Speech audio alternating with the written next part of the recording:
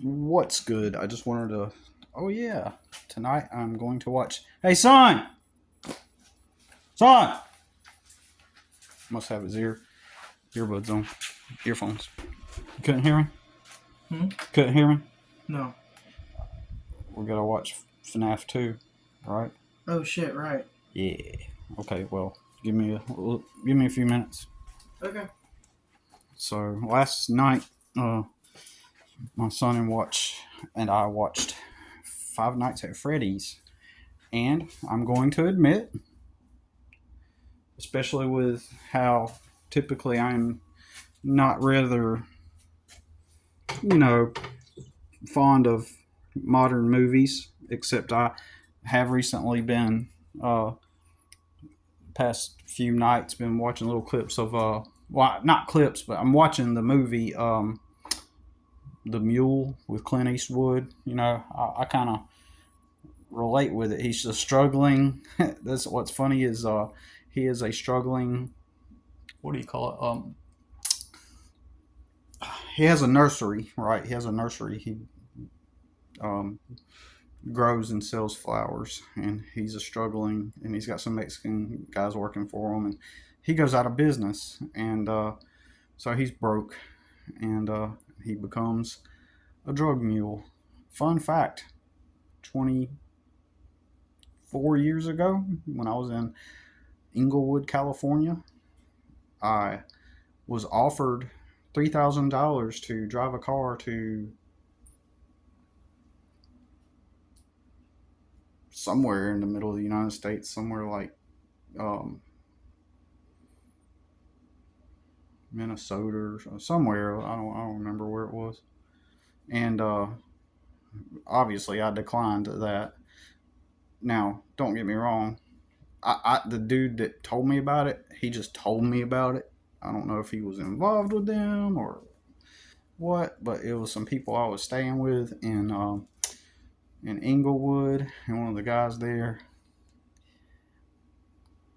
in my opinion, obviously, actually, I saw him do some powder stuff, and but anyways, crazy, right? Dude, the drugs, dude. Right. Anyways, so,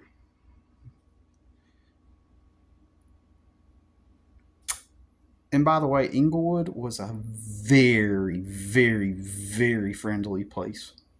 Very. I come from the southeast United States, where everybody just loves Jesus, sweet tea, and and family, and and come on in and come on in, sit down, and have yourself a cup of sweet tea. Southern hospitality. Oh, we're so sweet, we're so nice. Bullshit. I went to fucking Inglewood, California. Everybody there was 10 times nicer than, dude. I was still I was still an inexperienced young dude with with a lot of things, and I'm sitting there outside of a donut shop talking to this father and son. I was at a table beside them. I wasn't even involved in the conversation. And all of a sudden, the son, the younger guy, just includes me in their conversation, like in a friendly way. I was like, what? It was odd. I did not expect it.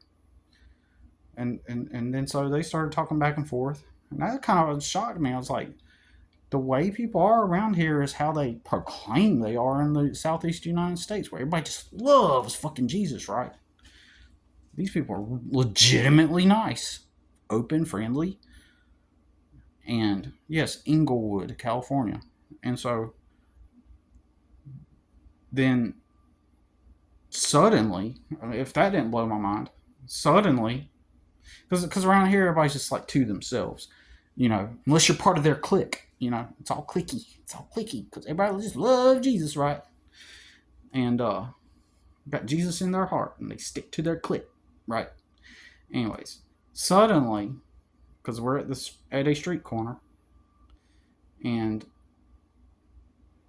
this and there's a bus stop at the street corner, and there's a bench to wait for the bus stop.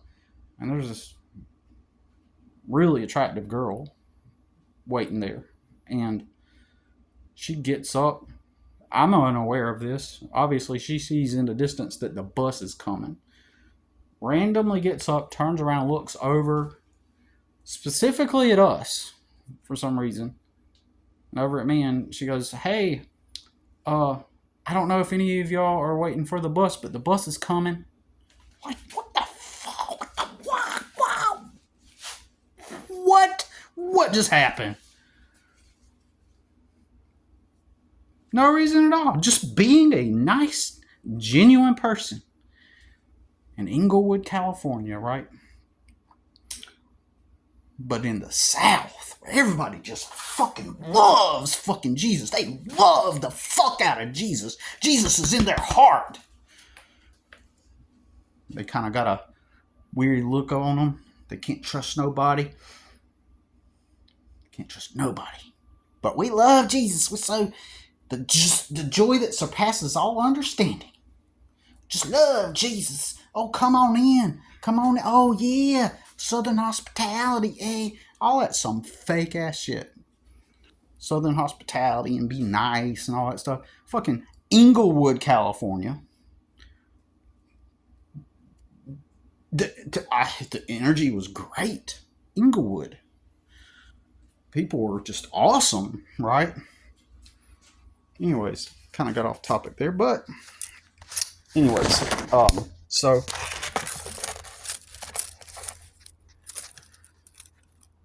I've been watching The Mule, and and it's a pretty decent movie. And most movies, most movies suck. I'm not going to get into all the reasons and the details of why. Anyways, so watching that, but anyways, my son asked if I wanted to watch five. I don't remember how that conversation went down, but somehow, I agreed to watch Five Nights at Freddy's with him last night, and I'm not a fan of that. I'm not into that, but figured spend some time with my son, check out a movie, and, which is good. It was good.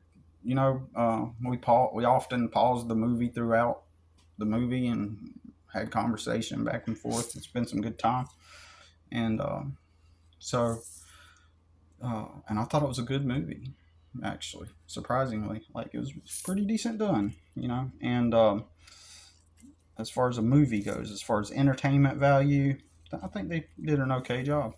And then um, but I pointed out to him that I forgot to get coffee, man. Jeez.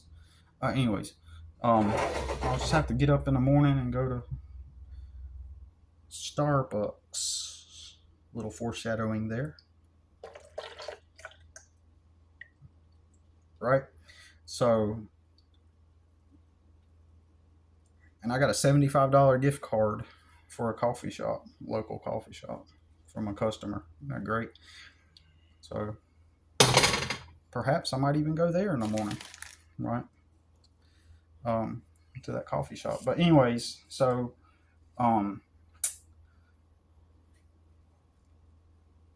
so I told my son, I was like, "Look, son, I want you to be aware of something, because as I'm watching it, and I'm aware of the Not Milk dark reality um, that we are in, and and I'm thinking, like, all movies and stuff, all the letters that we, and I was explaining this to my son, all the letters that we use, they're symbols, and symbols put together. What are you doing when you put those symbols together?" My son said, "Spelling."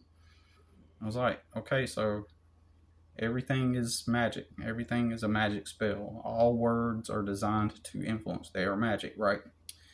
Because you are spelling.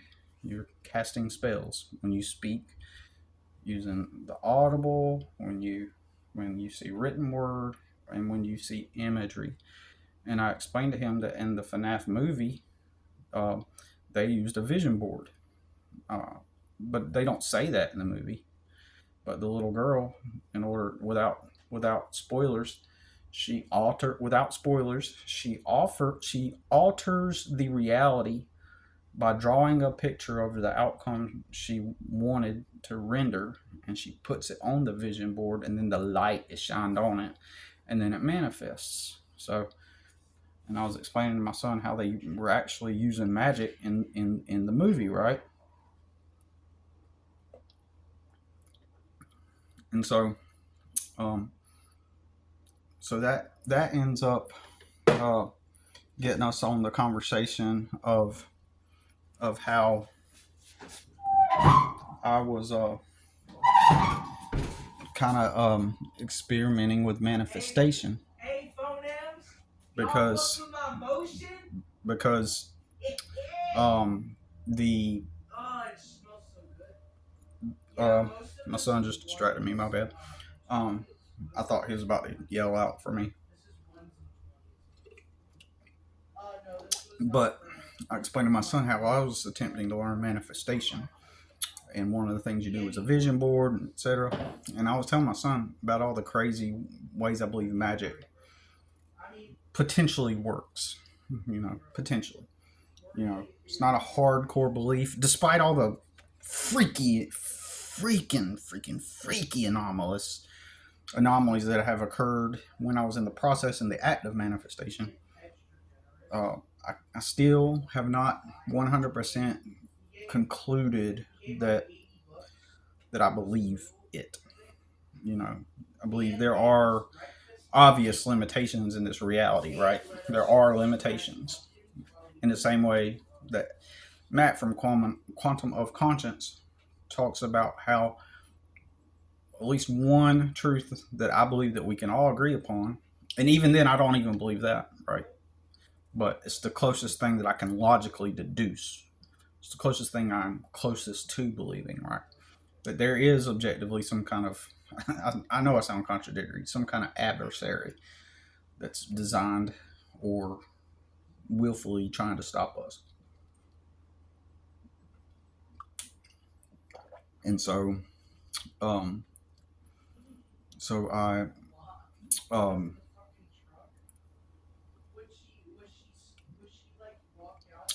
I have dabbled in, manifestation. I believe that if you're speaking in Christian terms, you're praying, you're trying to influence the reality. Uh, Practically, you are manifesting when you're doing prayer. You know, even if it's God rendering it for you, the act of praying for something and them receiving it is the same thing as speaking words.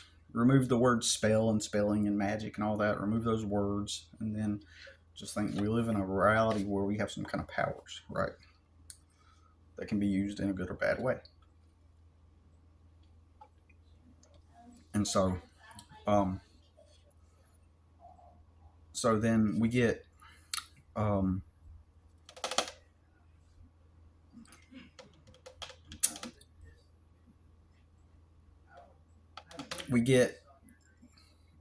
outcomes happen, and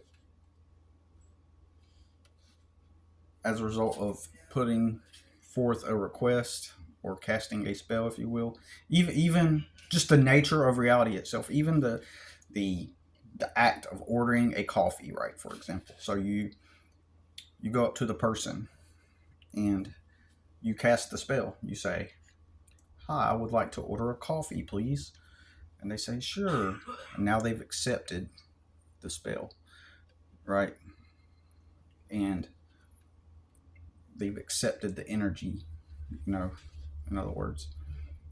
And so now they've been influenced. And they have a decision to be influenced or not by your request. So you say, "I'd like a coffee," and they say, "Sure." And you give the energetic exchange of usually Federal Reserve notes here in the United States, and then in exchange they give you this coffee, right? And so that's a mutual energetic exchange, very core, basic, fundamental way it works, right? And then there's this idea that the more power you accrue, the possibility that you can also use your mind to to render things into reality. So, um, and I was like saying that the spells, it's possible, the dark reality. As I was watching FNAF, Freddy, I'm thinking, is this a spell? Because when you're watching the movies, when you're watching the imagery and the talking and everything, it's meant to convey a certain idea.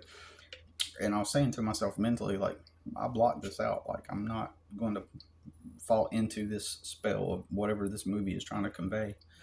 Because it has real magic. It literally has magic and spirits in it, right? So,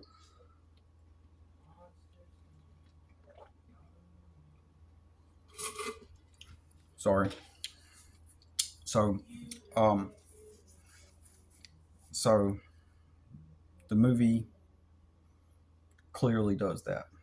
And it's not even speculation. It's not even a guess whether or not that is true. It's fact. That's what the movie is actually doing. Okay. Um, even if you don't even believe in it, that's what they're doing effectively. Even if you don't believe in in it, in that the people that made the movie know what they're doing. Believe me, they know what they're doing. They put a vision board in that movie, and they had a girl cast the spell, right? Which affected the outcome in the movie, but they don't say it that way. They just do it, and they don't. The word magic doesn't even come up. As far as you're concerned, this is a movie about some spirits that get locked into some kind of spell, and their souls are trapped in these animatronics, right? And that's the only thing that you know. But to the trained eye or the experienced eye, you know that whole movie in and of itself is magic. And I thought, I don't want this to take away from the real reality that I lived in, right? Because FNAF, objectively, in my opinion, anyway, it's objectively um a it is a um parody of Chuck E. Cheese. Everything about it screams Chuck E. Cheese, and the creator of it, obviously must have had memories from Chuck E. Cheese and stuff. And you know what? I don't think there's. I used to like reading like Goosebumps and stuff like that whenever I was a kid, so I enjoyed the entertainment of it. But spells are spells, though. You know, um, and I'm aware that there seems to be an adversary. Logically deduced that there is an adversary, and then it makes me question things like movies like that. So I'm saying to myself, is this trying to cast an overlay spell over my memory of Chuck E. Cheese and the association of pizza and fun and good memories? Is this movie attempting to overlay some kind of other type of energy onto my memories? And also, is it trying to put that onto my son too? Because my son went to Chuck E. Cheese, right? Is that possible? Like Matt's from Carnival Conscience says that the people involved are unaware of it, and so like the creator of FNAF, Five Nights at Freddy's, he may not even be aware that the Not Milk is after him, or using him, and so sometimes I believe when people go through maybe traumas or and their bodies like are vulnerable, the spirits can come in kind of like that possibly. And so um, times when people are vulnerable, and which is another foreshadowing that about something I'm going to talk about in a minute. um, I believe that you know things can happen as a result, possibly, and the Not Milk can use the people, right, for its own whatever agenda it has. So uh, could the creator of FNAF be a victim of Not Milk in that sense? Okay, so um, the dark reality wants to pull us away from the real world, right? Continually, right? prevent us to getting back to that. So I questioned if that was a spell, and I was explaining a lot of this stuff to my son, right? And I was like explaining how like in 2009 I traveled a lot for work. I had a travel job, and some nights if there was a Starbucks around, I'd go in and I'd get me like a caramel macchiato, and it was my only sense of somewhere because of my memory of what I perceive, my concept of what coffee shops are. I associate creativity with them, and up to that point, I had only been to Starbucks a few times, you know, uh, at the one location in my city.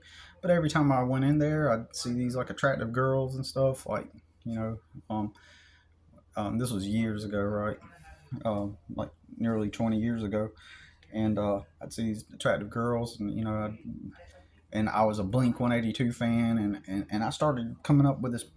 I felt this impression I was going to end up meeting a girl from Starbucks, right? And I even wrote a song called like the Starbucks Girl,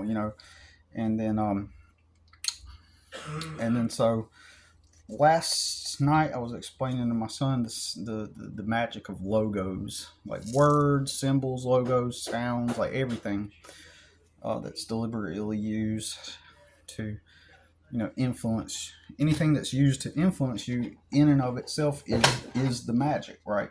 uh, right, any of those things. Um so I was explaining that the Starbucks is using sexuality in its logo. It's like the two fins on the logo look like two legs, like her legs are spread. It's a subtle unconscious thing, where it's trying to make you.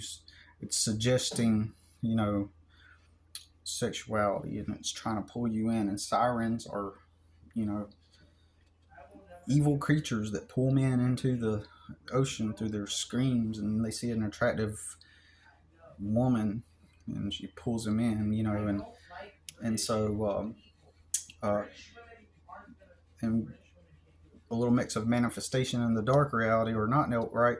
um, I got to the point where it seems like I was attracting a bunch of stuff into my life. Like I was actually dabbling so much I was affecting the reality around me. So it's like the reality needed to send me a distraction. So I went to Starbucks every day. One day this girl shows up, um, and and ultimately I call her a catalyst because she totally, after all this, she totally changed my life. Right, the not she, but the occurrence, the me meeting her changed my life because it made me aware of some many different things about myself, right? Um, and this is a girl that I, over the course of time, we developed an interest in one another, and then we went out once. But something really crazy happened that made me ultimately believe that she was there for a purpose, to be a catalyst in my life to shift my whole realities. But it's almost like the dark reality sent her, right? And the symbol is a siren, and her first and last name I later discovered have direct associations. Like if you look up the name origin, her first and last name both have direct ties to the ocean and the sea and the idea of the ocean. So it's almost like she was a siren being sent to distract me from everything. And so that's how I interpreted our short-lived connection, if you want to call it that. And so um, so it didn't become anything, but the things that I don't really talk about created a profound um, experience for me. And so uh, it's almost like evidence, even though I can really dissect it and come up with logical reasons why it's not evidence. I can come with logical conclusions why I'm just using confirmation bias and, you know, and all that stuff. I'm just, you know what I'm saying? And I can come up with logical deduction as to how I'm all wrong about this. And it's just, since I'm a highly creative person, I have synesthesia. Um, I'm capable of learning uh, different languages. I am musically inclined. Um, synesthesia. In other words, when songs play, I see visuals in both abstract and in like movie motion light. You know, uh, renders. You know, in my imagination. So I'm highly creative. I've often thought that maybe my brain produces more DMT than the normal person, and so it could be that part of myself that puts all these things together and tries to make a narrative to these things to rationalize it. But then there's that other part of my brain that logically deduces it down to nothing, right? Like, oh, it's just all coincidence. It's all this and that, right?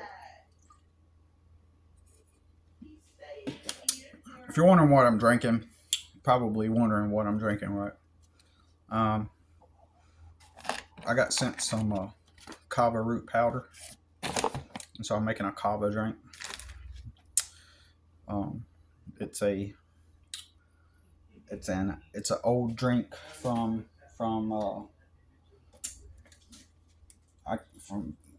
I can't remember. I think it comes like from Fiji or something like that, and it's basically like it's like having a beer except without the you don't have the buzz and you don't get drunk like or it's like it's just a like more like of a like a calming kind of and you make a tea out of it basically with the root powder, and I'm squeezing the bag and and I'm learning how to do this right properly. Hopefully I'm doing it right, but anyways, that's in case you're probably wondering what I'm drinking. But I'm dripping it into the pan, squeezing it through the filter, the bag, and then pouring it into the cup. And so I've been experimenting with that past couple of days. And so, anyways, um, um, so um, back to what I was saying. So the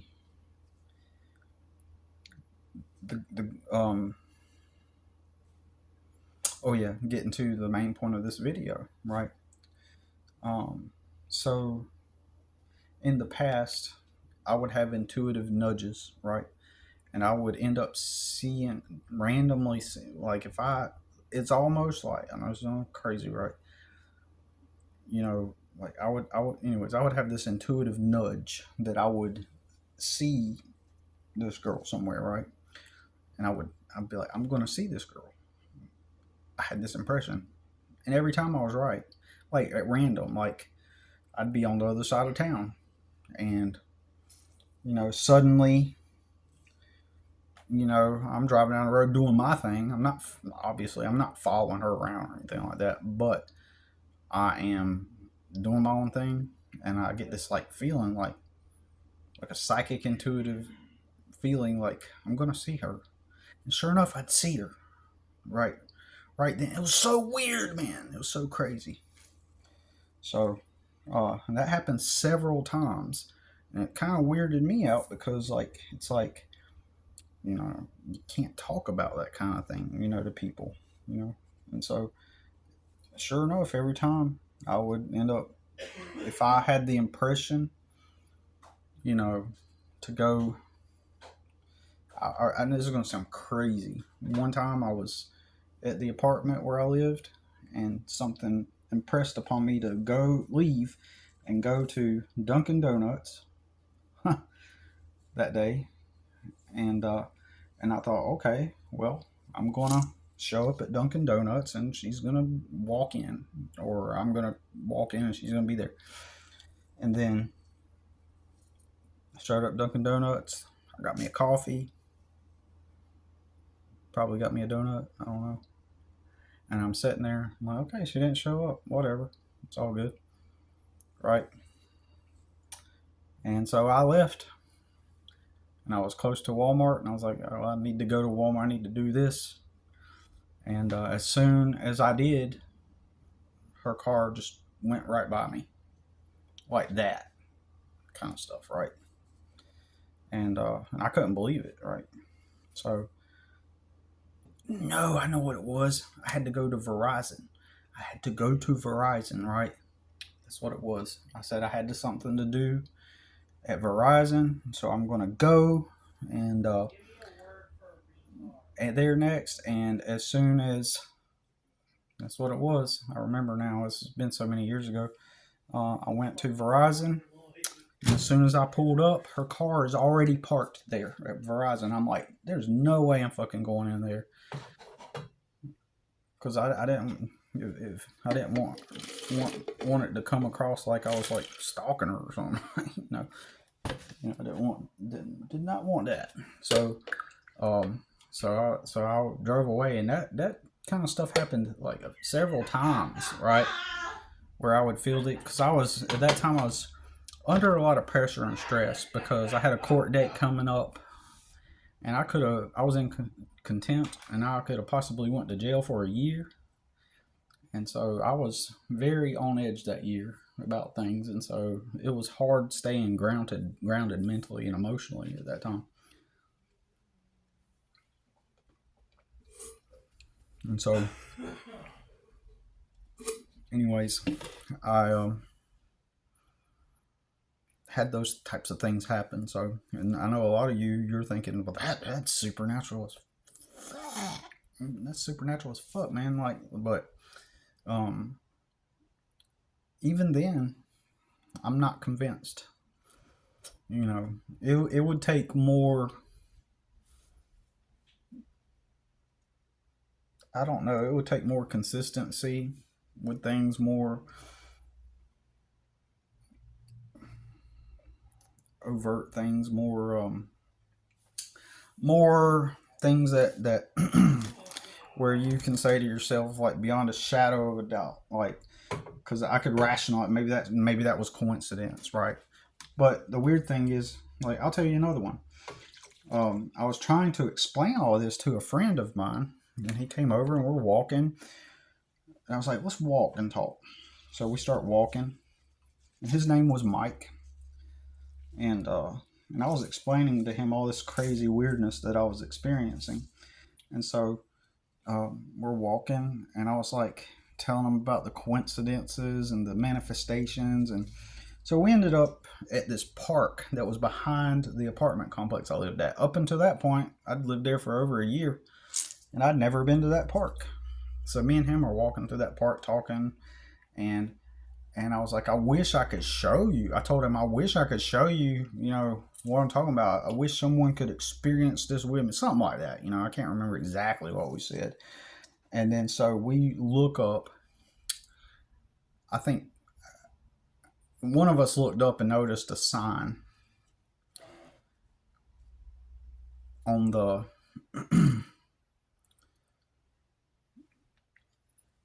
in the park, the trail we were walking on. That trail had a name.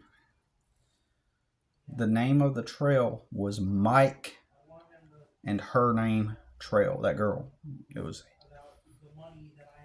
It, it sounds crazy, right? Because and it blew our minds at the time, right? So I was going through court. I was freaking out like during that year, you know, um, that one year, 2013, when I was freaking out like about going to court. I was thinking that it was over for me. I was going to jail for a year because I was stubborn. I was like, I'm not going to let people bully me. I'm not going to let the court system bully me. I'm not going to be pushed around, right? But so those things like that would happen, right? And so then um, after last night, and we briefly talked about it this morning, me and my son. I told him about the girl, and I told him everything that I'm telling y'all for the first time. And so after my son helped me with some work today, and after it was like 4 o'clock, we'd been working, and on the way home, I said, I'm gonna get me a coffee. So we went to Starbucks, right? Not based off of our conversation, but just random, right? Nothing happened, right? But bear with me. Well, something kind of happened, but when I get in there, I was like, I did not feel like I would see her, right? That girl. I did not feel like I would run into her or anything supernatural would happen. That feeling that I used to have was not there. It was just like, but in my mind, I was like, for a brief moment, I started thinking, you know, what if something happened? And then I watched this video of this musician, and he has this machine where he makes music out of this machine. And so I said to myself, like, the feel of that music drew me back into that place that I used to feel during those times, right?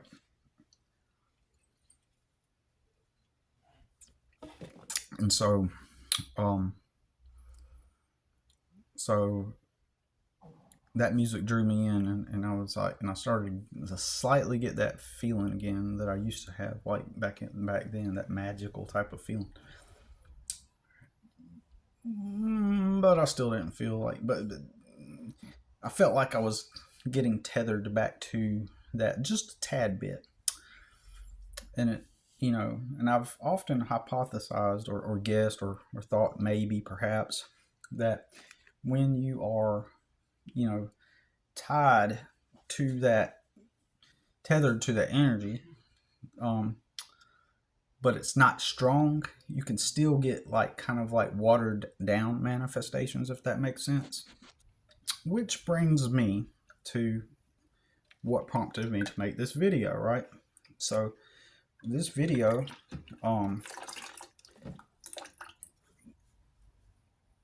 after we left Starbucks, I went into the grocery store, right? Kind of consistent with this theme. Now I didn't run into somebody, but I seen somebody. She probably remembered me, but I ran into somebody, right? When I was working at Chick-fil-A, I knew there was this really attractive girl that worked there, and um, and I don't know if that's relevant, but maybe I'm just stroking my ego a bit. I don't know. I'm just partially messing, right? But everybody would say, "Oh yeah, she's the prettiest here." Blah blah blah. Well, she used to kind of like me, okay, and she would, when it was slow times, occasionally she would sit there. I'd be working in the kitchen. She'd be up front at the counter, like looking into the kitchen, and she'd just sit there and she'd just like stare at me all dreamy eyed, right? And when I say stared at me all dreamy eyed, I literally mean I kept looking up, and she'd just be like looking at me, and she like, like she loved to look at me. So why didn't I say anything or do anything? Well, because I was aware that she had a boyfriend, right? And so I don't mess with chicks that are, involved with somebody like that, right? So, I never thought anything of it, I never tried to talk to her like that or pursue her or nothing, right? Because she had a boyfriend. And of course that's all for her. It's all, all it took, that's all that happened. Like, she didn't try to hit on me or nothing like that, other than she liked looking at me. I guess I was her type, right? And so anyways, I go to this later on. I go to this church, start going to this church, and I get to know the people, and eventually, like, people were like, You look like Spencer. You look like Spencer. You look like Spencer. And I'm like, oh, who's the Spencer guy? It turned out that he was the boyfriend of the pastor's daughter at the church.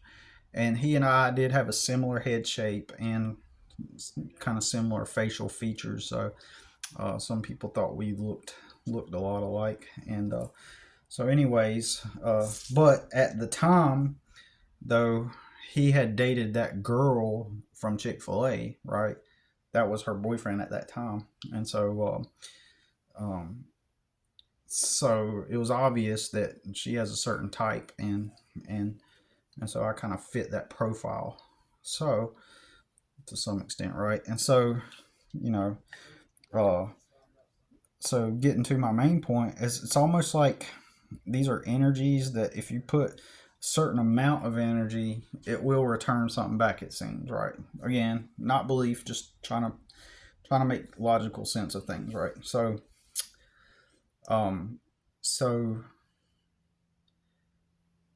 I go to, I don't say anything to her. I just kind of ignore her. Like, I'm assuming by now she's married because this was back in 2003, right? 2004. And so I don't think to holler at this girl at all when I seen her at the store earlier tonight. Uh, but I did recognize her, and she probably knew who I was too, right? Um, and but I didn't say nothing, and she was on the phone with somebody. So, um, but I almost feel like that the reason why we ran into each other kind of like that, and we were ended up going down the same aisle, right? Coincidence, right? That we both were headed towards the same aisle. It was a synchronicity in that sense. And so um, I believe that energetically, you know, if you tap into an energy, like you at least get a little, like a little sprinkle of whatever energy you were putting out, kind of like that. Like, so that moment when I was previously that day at the today at the coffee shop, when I started to get into that energy of that kind of energy involving women and females and love interests and things like that, it sort of makes sense that a small sprinkle fractile of that energy would come back, right? And so, thus, I would run into that girl that used to kind of be interested in me, if that makes sense. So it's just a light manifestation of that. So imagine had I tapped into that energy while at the coffee shop and attempted to manifest something, right? Manifest someone. Perhaps, perhaps I would have or could have, um, um, you know, perhaps I might have was perhaps I might have ran into someone that was open to talking to me, right? For example, like if I had put that energy out there that I wanted to meet somebody, for example, or something like that. I don't know, but it just kind of feels like and seems like that the reason why we ran into each other is because there's that sprinkle. Because if that makes sense, does that make sense? Because she was just and I that girl I ran into, I find her she's okay. I mean, like I said, everybody thought she was like the prettiest girl like there of the whole restaurant, but I thought she was all right. You know what I'm saying?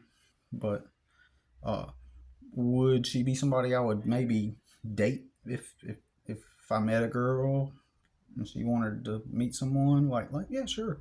But um, she was still pretty. She's still a pretty girl, but I'm just trying to say that uh, it's not even my type really. But just the fact that earlier in the coffee shop I was consciously, for a brief flicker of a moment, aligned with like part of me was like well, let me do this. Let me get into this feeling. And I did for like a split second before I was like, it's not even worth it. But it was just that enough power to put out there to align me with someone that at some core level we mutually would have been interested in each other, if that makes sense, right? If I would have immersed myself into it more. You are not the group leader! I literally own the server! You are not the group leader! You are not the group fucking leader! You are not the father. You are a fucking orange roll! You fucking sack of Trump seed! You are. That's what I get to hear all the time. You are a fucking wireback. But yeah, had I emitted some kind of, have used my magical ability, if you will, to attempt to bring forth more, perhaps I would have manifested something, more. But anyways, check it out. This kava root powder, it's not doing anything for me. I've had kava before, don't get me wrong, but maybe I'm just doing it wrong. No, I don't feel any different. Maybe just a tad bit lighter than, not as stressed as I was because I've been working all day, but I don't really feel any kind of buzz or anything from the kava. But anyways, just an interesting topic as always. I'd be interested in hearing people's stories that they've experienced along those lines. And that's it for now. Y'all have a happy Saturday. Enjoy your rest of your weekend, and if you're viewing this some point in the future, enjoy your day. All right, peace.